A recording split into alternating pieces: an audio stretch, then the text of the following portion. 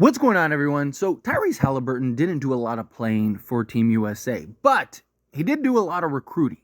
He even said so himself. Being amongst all of those stars, you makes a lot of sense. Like, hey, you look at like Miami. They kind of put the plan together to team up and eventually win multiple championships in the Olympics, right? Tyrese Haliburton going, creating relationships, building friendships, and then also him being a true point guard. Really should be enticing for a lot of other stars. And Tyrese Haliburton is one of the few like true playmaking point guards left in the league, right? Seeing the game kind of evolve into those kind of hybrids, right? Almost more two guard than point, where the traditional, the Magic, the Isaiah, the Chris Paul type of point guard starting to get less and less. And Tyrese Haliburton just being a guy that's he's out there willing and dealing. He'll get 20 assists and take 3 attempts. He doesn't care, right?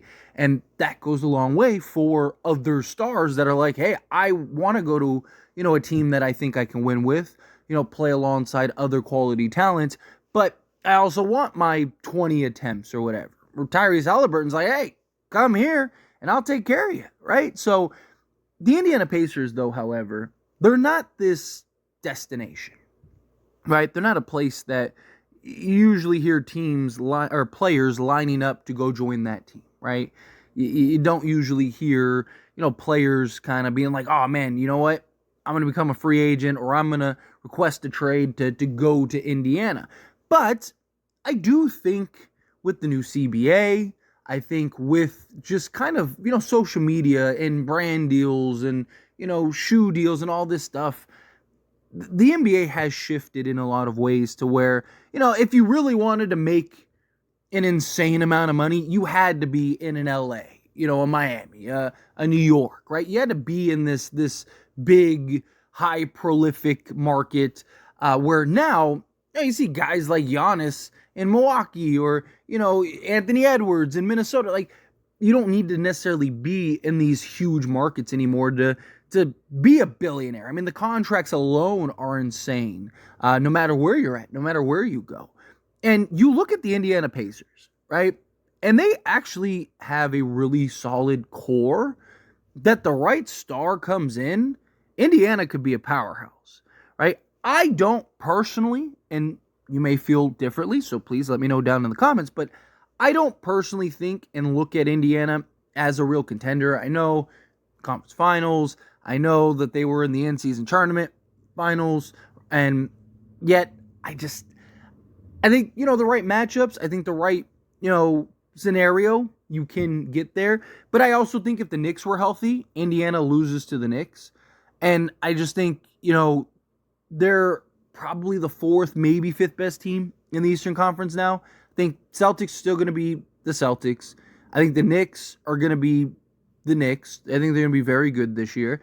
And depending on how Paul George and Embiid and Maxey, how they work as a trio, I just think that they're going to be better than Indiana.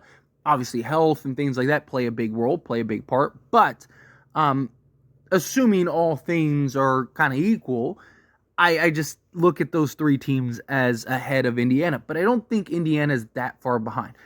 I don't think you can just get any star, right? I think you need to get the right star. But you look at, Pascal Siakam, Tyrese Haliburton, Miles Turner, which they're going to need to figure out what they're going to do with Miles Turner, right? Are they going to trade him? Are they going to keep him? Because he could just walk next offseason. Is something that at least is worth monitoring, kind of keeping an eye on. But then beyond that, you have pieces and draft picks and finance, like they're under the first apron by, I believe, like $5 million, something like that, $7 million. But you have guys where if a star did become available, you could, put a package against like Mathurin, build it around him. You got a couple nice pieces.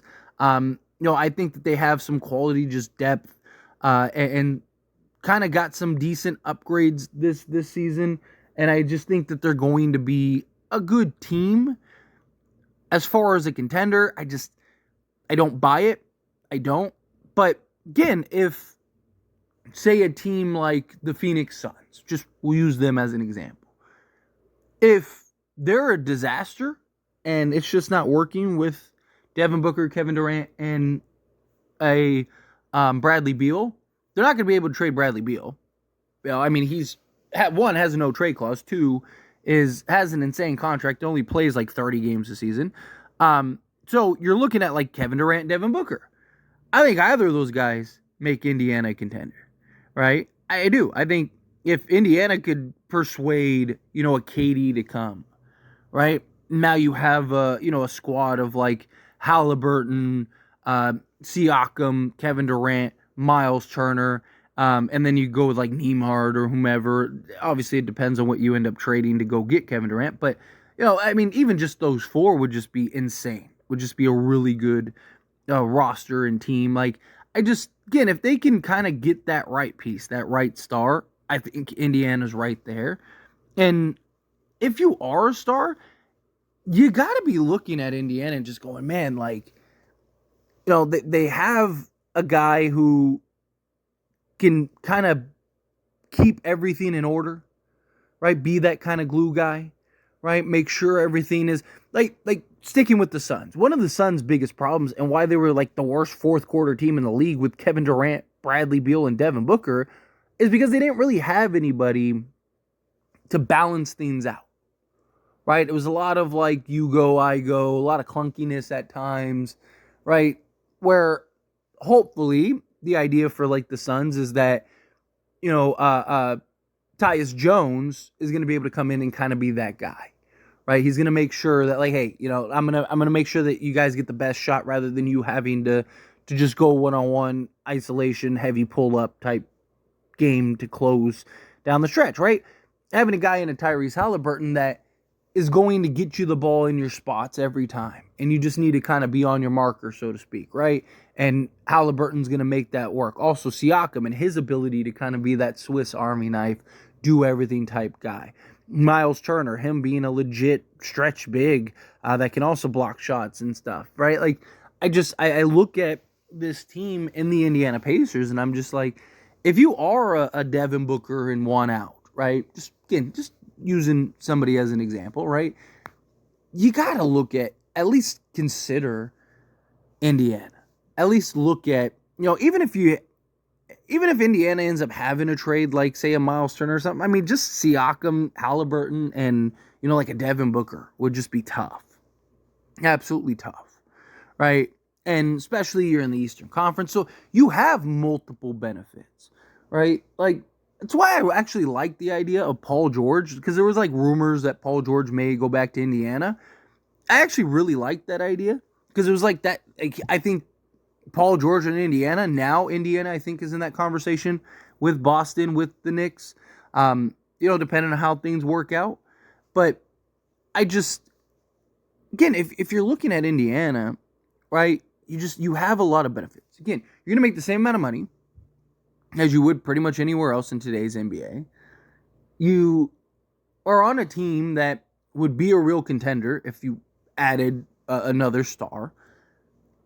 You would be in the Eastern Conference, so you really only have to get through 2, maybe 3 teams, where the Western Conference is it's so insane, right? I mean, the Western Conference is just insanely stacked, and it's just, you got top team at top team at top team.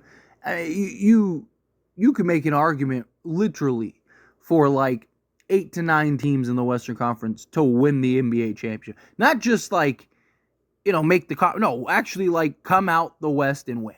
I mean, the Thunder, the Nuggets, the Timberwolves, Dallas was just in the finals. I mean, the Phoenix Suns, right? I mean, you still have Kevin Durant, Devin Booker, Bradley Beal. If they can ever figure that out, like, they're going to be tough. Look, the Lakers, I know people are like, oh, Lakers this, that, and the other. Still have LeBron James and Anthony Davis, right? The Warriors, I feel like, you go on that type of run. Back in 2022, nobody thought the Warriors were going to win it. I mean, even Draymond talked about how, the Warriors were terrible for a good majority of that season. The Grizzlies, like, what do they look like now? They got a guy in like a Zach Edey, and, you got a Ja Morant that's healthy and ready to go. I mean, again, there's several teams that I think you can make a genuine argument for. Right? I'm talking about argument. Now, it doesn't mean that, every one of those teams realistically would win, but I think that there's an argument, right? So if you're one of these stars, it's like, man, I could go to the East, play with a true point guard that's going to get me the basketball and make sure I eat first, right? He's not going to take away from me. He's going to add to me. He's going to make things easier on me. I'm going to make the money, right? It's just like, it just makes a lot of sense. But anyway, as always, this is a discussion, and I pass the question on to you. Let me know your thoughts and opinions down in the comments below. What do you think? How do you feel? What are your thoughts? Do you think, like, yeah, look, like, if you're a star, you should want to go to Indiana? You know, go play with Haliburton, go play with Siakam, go win a championship in Indiana, right? Now all of a sudden, you cement your legacy type thing. Do you think now, like, you know, look, it's Indiana, you know, regardless, even with the money and everything, and Haliburton's just not worth it.